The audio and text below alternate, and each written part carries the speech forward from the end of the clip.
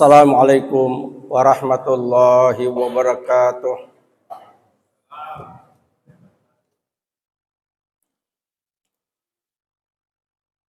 Innal hamdalillah nahmaduhu wa nasta'inuhu wa nastaghfiruh wa na'udzu billahi min syururi anfusina wa min sayyiati a'malina. May yahdihillahu fala mudhillalah wa may yudlil fala hadiyalah. Asyhadu an la ilaha illallah wahdahu la syarikalah wa asyhadu anna Muhammadan abduhu wa rasuluh. Ya ayyuhalladzina amanu taqullaha haqqa tuqatih wa la tamutunna illa wa antum muslimun. Ya ayyuhan nasu taqu rabbakumul ladzi khalaqakum min nafsin wahidah wa khalaqa minha zawjaha wa batha minhuma rijalan katsiran wa nisaa wattaqullaha alladzi tasaaluna bihi wal arham innallaha kana 'alaikum raqiba. Ya ayyuhalladzina taqullaha wa qulu qawlan sadida yuslih lakum a'malakum yaghfir lakum dhunubakum wa may yuti'illaha wa rasulahu faqad faza fawzan 'azima. Inna asdaqal hadits kitabullah wa khairal hadi Muhammad sallallahu alaihi wasallam wa syarrul umur muhdatsatuha fa inna kulla muhdatsatin bid'ah wa kullu bid'atin dhalalah wa kullu dhalalatin finnar. Ma'asyiral muslimin rahimani wa rahimakumullah. Alhamdulillah, pada Jumat hari ini marilah kita sentiasa bersyukur kepada Allah Subhanahu wa taala atas nikmat iman, Islam, kesempatan dan kesehatan yang Allah telah anugerahkan kepada kita semua sehingga kita datang ke masjid ini guna melaksanakan salat Jumat secara berjamaah.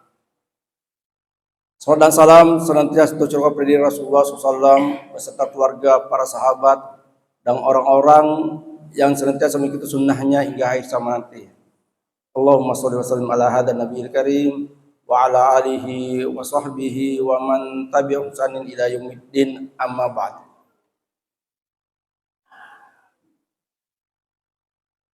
Kita pernah lihat itu viralnya di Martapura sana, itu guru sekumpul yang katanya 1 jutaan orang ke sana. Dan banyak sekali habib-habib dari Ba'lawi ini yang mengagungkan kuburan para habib mereka. Pertanyaannya, bagaimana hukum Islam mengenai ini? Makanya hari ini saya akan membawakan khutbah yang berjudul hukum wasilah atau tawassul. Wasilah dari segi bahasa itu berarti segala hal yang menyampaikan kepada sesuatu atau mendekatkan pada sesuatu. Jamaknya wasail. Al-Fairuz Abadi mengatakan makna wasaillahi tausilan yaitu mendekatkan diri dengan mengamalkan amalan dengannya kepada Allah Subhanahu wa taala sebagai perantara. Mana wasilah ini sendiri juga memiliki arti kedudukan di sisi raja, derajat dan nilai. Adapun istilahan yaitu segala sesuatu yang disyariatkan dengan mengamalkan suatu amalan yang dengannya dia mendekatkan diri kepada Allah Subhanahu wa taala dengan mengamalkan syariat yang disyariatkan. Allah Subhanahu wa taala dalam surah Ali Imran ayat 35, Allah Subhanahu wa taala berfirman, "Ya ayyuhalladzina amanu taqullaha wabtagu ilaihil wasilah wajahidu fi sabilih la'allakum tuflihun. Hai orang-orang beriman, bertakwalah, takutlah kalian kepada Allah Subhanahu wa taala dan carilah wasilah kepadanya dan berjihadlah di jalannya, mudah kalian diberkahi atau beruntung dalam hal ini.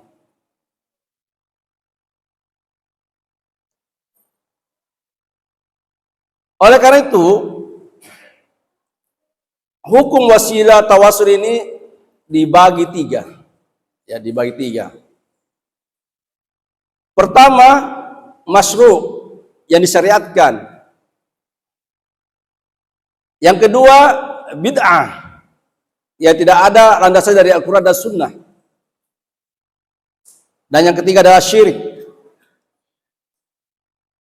Yang pertama, masyru' yang disyariatkan. Sesuai disyariat di dalam Al-Quran. Yaitu yang pertama, bertawasul dengan asma dan sifat Allah. Yang kedua, bertawasul dengan iman dan amal soleh. Dan ketiga adalah bertawasul dengan orang yang saleh yang masih hidup. Yang pertama, dia bertawasul dengan asma dan sifat Allah. Itu dengan cara mengagungkan, memuliakan dengan menyebut nama-nama Allah dan sifatnya ketika dia mau berdoa, meminta kepada Allah Subhanahu wa taala dengan harapan doa itu cepat terkabul. Allah Subhanahu wa taala berfirman dalam surah Al-A'raf ayat 180, walillahil asmaul husna fad'uhu biha. Dan Allah mempunyai nama-nama baik, maka berdoalah dengan namanya. Jadi Allah menyuruh kita berdoa dengan namanya. Makanya kita berdoa kepada Allah apa itu? Kita menyanjung dulu mengagungkan Allah. Bismillahirrahmanirrahim. Ar-Rahmanirrahim itu kan itu. Kita ya. Kita mengagungkan, memuliakan. Ya. Kalau Bapak, saudara kaum muslimin yang saya hormati, yang senantiasa mengamalkan zikir pagi, zikir petang itu ada apa itu? Apa itu? Ya Hayyu ya Qayyum bi rahmatika astaghits. Ya Hayyu, ya Maha Hidup, ya Qayyum, yang mandiri tak butuh kepada makhluknya. Bi rahmatika, dengan kasih sayangmu ya Allah, astaghits, saya minta pertolongan. Asli lisan dikullah, jadikanlah semua urusan kami ini baik. Wala takilni ila nafsi tarfain, dan jangan kau serahkan kepada saya urusan ini tanpa pertolonganmu ya Allah. Karena kalau ada urusan tanpa pertolongan Allah, maka kita akan jatuh dalam dosa dan maksiat. Umpamanya orang punya jabatan, dia percaya diri, tapi dia tidak minta pertolongan kepada Allah, maka ujung-ujungnya dia akan korupsi dan sebagainya. Takini ila nafsi tarfatain. Yang kedua, yang disyariatkan adalah yaitu tawasul dengan iman dan amal soleh. Allah Subhanahu wa taala berfirman dalam surah Ali Imran ayat 16, alladzina yaquluna rabbana amanna innana amanna faghfir lana dzunubana wa qina adzabannar. Dan orang-orang yang mengatakan sesungguhnya kami beriman, maka faghfir lana, maka ampuni dosa-dosa kami, dzunubana wa qina adzabannar, dan jauhkan kami dari siksa api neraka. Kemudian kisah 3 orang laki-laki yang berdiri di dalam gua. Tiba-tiba ada batu besar yang merinding sehingga menutupi gua tersebut. Mereka bertiga mengatakan, kita tidak bisa keluar dari gua ini kecuali kita bertawasul dengan amal soleh kita masing-masing. Yang pertama katakan, ya Allah, saya mempunyai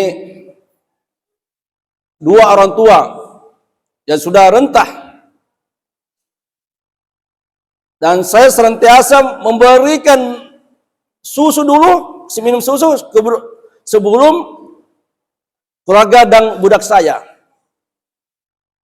Suatu ketika saya keluar, saya terlambat pulang, saya dapati kedua orang tua saya sudah tidur. Maka saya memeras susu dan saya tunggui, padahal keluarga dan budak saya butuh. Dia tunggui, Pak. Kalau kita mungkin, kalau orang tua kita meninggal, mau kasih minum, dikasih, bapak ibu bangun ki, mau nggak minum susu dulu. Dia tidak, dia tunggui. Ternyata kedua orang tuanya nanti bangun pada waktu subuh. Nanti waktu subuh dia kasih minum. Masya Allah, luar biasa, Pak. Dia tunggui, saking baktinya kepada kedua orang tuanya. Makanya itu, Pak, itu dua orang tua itu adalah pintu surga bagi kita. Maka berbahagialah orang yang berbakti kepada kedua orang tuanya. Dan itulah pintu-pintu surga baginya. Ya.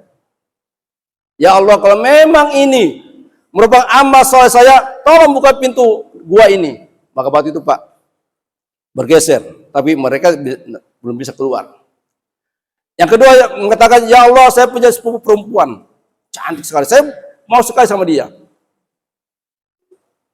Suatu ketika sepupu perempuan saya ini butuh sama saya, dia melalui kesusahan dan minta semacam pinjaman, maka diberilah 120 dinar dengan catatan dia harus berhubungan suami istri. Karena terpaksa, sepupunya ini mengatakan, ya terpaksa ya kan. Ketika dia mau berhubungan suami istri, maka perempuan itu, sepupu perempuannya mengatakan, ittaqillah, takutlah kepada Allah akan perbuatan ini. La tahilu laka an tufadda khatam ila bihaqqi. Tidak layak bagimu untuk memecahkan cincin ini kecuali dengan haknya. Artinya kau tidak bisa berhubungan dengan saya kecuali dengan lewat nikah. Mendengar perkataan sepupu perempuannya ini, laki-laki ini lari terbirik menjauhi, meninggalkan sepupunya dan 120 dinar. Ya Allah, kalau memang ini merupakan amal soleh saya, tolong bukakan pintu gua ini. Maka bergeser, Pak, tapi belum bisa keluar. Yang ketiga mengatakan, ya Allah, saya punya karyawan, beberapa karyawan, dan saya sudah kasih gajinya, upahnya, cuma ada satu orang yang belum saya kasih. Upah itu saya kembangkan, saya berikan binatang, kambing, sapi, sapi dan sebagainya, ya, onta, ya. Suatu saat karyawan saya ini, mantan kerja saya ini datang kepada saya. Dia mengatakan, ya Abdullah, di mana upah saya? Ya Abdullah, di mana upah saya? Maka laki-laki mengatakan, upahmu apa yang kau lihat di tanah lapang itu semua milikmu. Kata laki-laki ini, kalau orang Makassar itu patatuain, pare-are. Masa banyak sekali itu datang berupa kambing, onta, sapi. Itu rasa kembangkan, ambil semua itu. Masya Allah, luar biasa, Pak. Ya Allah, kalau memang ini amal soleh saya, tolong bukakan pintu gua tersebut. Maka bergeserlah sehingga ketiknya bisa keluar dari gua. Ini artinya orang bisa mendekatkan diri kepada Allah dengan amal soleh yang dengannya doa kita cepat terkabul oleh Allah. Ini.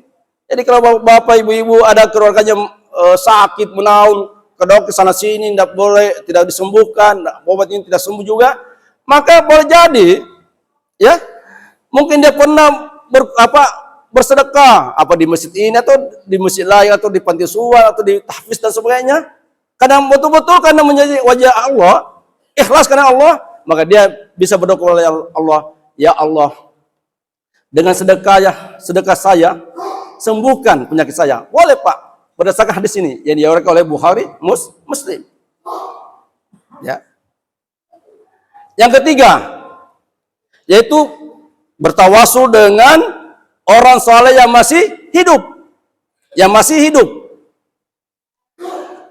Berdasarkan hadis dari Anas bin Malik, suatu ketika Rasulullah SAW sementara berkhutbah, tiba-tiba ada orang Arab Badui berdiri, dia berkata kepada Rasulullah, "Ya Rasulullah, ya, harta kami sudah hangus, keluarga kami kelaparan, tolong berdoa kepada Allah Subhanahu wa taala." Nabi SAW waktu itu berdoa kepada Allah Subhanahu wa taala. Tiba-tiba turun hujan. Hadis kedua Anas dari Malik, yaitu ketika Umar bin Khattab menyampaikan bertawas kepada paman Nabi yaitu Abbas. Karena waktu itu paceklik. Maka apa kata beliau? Dulu kami bertawasul dengan nabimu, maka engkau menurunkan hujan. Ya Allah, engkau menurunkan hujan. Sekarang kami bertawasul pamannya, yaitu Abbas, maka engkau juga menurunkan hujan. Nah, artinya para sahabat tidak meminta kekuburan Rasulullah SAW, tetapi mereka bertawasul kepada orang saleh yang masih hidup. Pokoknya kita, Pak, saya senantiasa sampai kepada para mahasiswa saya di kampus, pokoknya Anda mau cepat dan merasa diri masih ya layak lah, baru mau ke Makassar untuk kuliah, maka carilah kiai atau ustadz yang bagus ibadahnya, takwa dia, minta kepada mereka, "Ya Ustadz, tolong doakan saya supaya saya sukses di Makassar." Boleh, karena masih hidup. Yang tidak boleh itu yang sudah meninggal dunia. Sebenarnya Rasulullah SAW meninggal dunia, para sahabat tidak meminta ke kuburan Rasulullah SAW. Yang kedua adalah bid'ah, yaitu bertawasul yang tidak ada tuntunan dari Al-Quran Sunnah, yaitu bertawasul dengan kedudukan orang saleh, ya, dan sebagainya. Pemanya ini dengan kedudukan Syekh Abdul Qadir Jailani, ini itu bid'ah, Pak. Apa alasannya, Pak? Ada. Tapi ini yang dipakai oleh tarekat sufi-sufi yang sesat, Pak. Apa itu hadisnya? Tapi hadis palsunya, Pak, ya. Idza sa'altumullah fas'alu bijahi fa inna jahi inallah azim. Kalau kamu berdoa kepada Allah, maka berdoalah dengan kedudukan saya. Karena kedudukan saya di sisi Allah adalah agung. Ini hadis palsu, Pak. Ini diamalkan, Pak, oleh para orang. Ini sufi sesat, tarekat sesat, ya, habaib-habaib yang kubur-kuburannya senantiasa diminta supaya disampaikan hajat kepada Allah Subhanahu wa taala. Kemudian berikutnya yang ketiga adalah syirik. Saya persingkat, yaitu dia bertawas kepada orang yang sudah meninggal dunia dengan perantara ibadah, meminta hajat dan sebagainya. Nah, ini banyak sekarang di Indonesia, ya. Dia bertabarruk, minta berkah kepada orang yang sudah meninggal, syekhnya, habaibnya. Ini Habib Bahlawi dari zaman ini banyak, luar biasa ini. Pada siapa berdoa ke kuburan Syekh Habib ini, maka 70 permintaannya akan dikabulkan oleh Allah Subhanahu wa taala. Ini adalah syirik kepada Allah Subhanahu wa taala. Banyak sekarang ini. Ini Pak, boleh jadi di Martapura, Pak, ini. Yang ratusan orang. Saya dari sana, Pak, itu 2019. Saya gereng-gereng ke Parang, lebih banyak di kubur daripada masjidnya. Ini. Saya kira di Jawa Timur, Pak, luar biasa. Di Senang Ampe itu lebih banyak dikubur daripada masjidnya. Tiap 6 pagi, Pak, itu di Surabaya itu sana. Saya gereng ke Parang, Pak. Ini syirik, Pak. Kenapa? Orang sudah meninggal dunia itu tidak boleh lagi, tidak bisa lagi berdoa sebagaimana dia ketika masih hidup dia mendoakan orang. Orang meninggal dunia, Pak, didoakan. Bukan orang meninggal dunia mendoakan orang hidup, Pak. Mana akalnya ini? Makanya, Pak, apa bedanya ketika Rasulullah SAW sebelum Fathul Mekkah itu Ka'bah dikelilingi oleh 360 berhala, namanya musyrik Quraisy. Ditanya, kenapa kau sembah? Kami tidak sembah ini para patung ini, Cuma kami sekedar untuk mendekat diri kepada Allah. Yuqarribuna zulfa. Apa bedanya Pak? Kalau kita Pak di sini Pak, desa Yusuf, pengantin baru ke sana. Apa punya pengantin baru desa Yusuf? Ini Pak, luar biasa nih akhirnya. Dia ke tanah suci, minta izin dulu kepada Syekh Yusuf, pulang dari tanah suci, kembali ke sana lagi. Itu pun penjahit sana ditanya, di mana kuburan Syekh Yusuf? Dia tahu Pak. Ini luar biasa nih. Subat setan, hanya kita syirik kepada Allah Subhanahu wa taala. Jadi intinya orang meninggal Pak, didoakan. Bukan orang meninggal dunia, mendoakan kita yang masih hidup. Ini orang bodoh ini.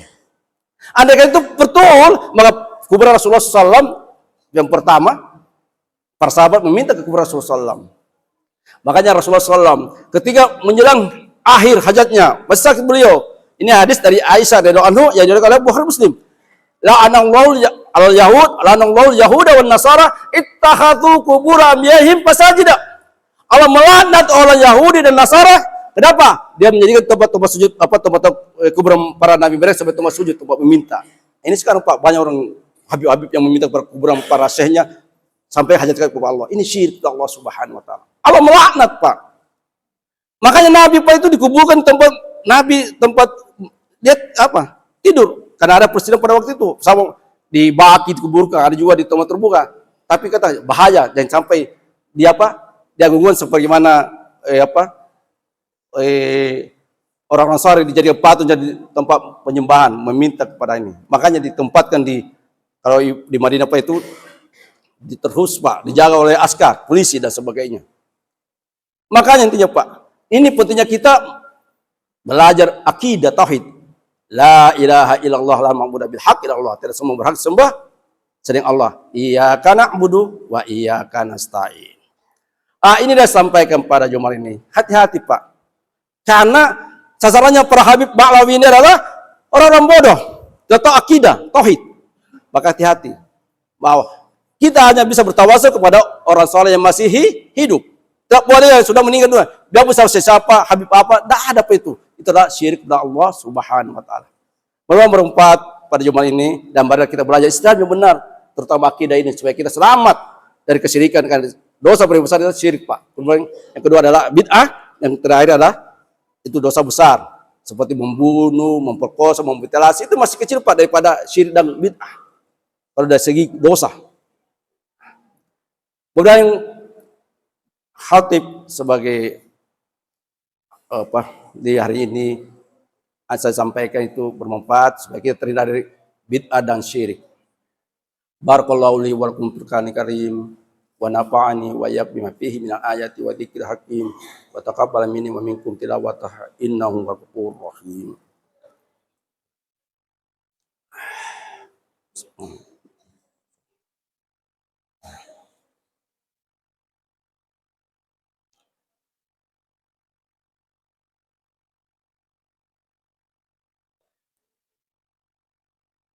Alhamdulillahilladzi arsal rasulahu bil huda wa dinil haqq liyudhhirahu 'ala dini kulli walau karihal musyrikun.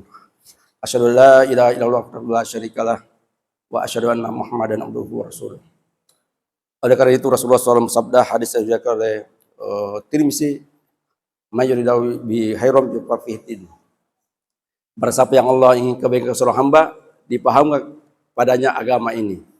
Maka Masya Allah, ketika ada anak muda yang senantiasa ikut kajian atau taklim, itu artinya anak muda itu akan jadikan oleh Allah kebaikan pada dirinya.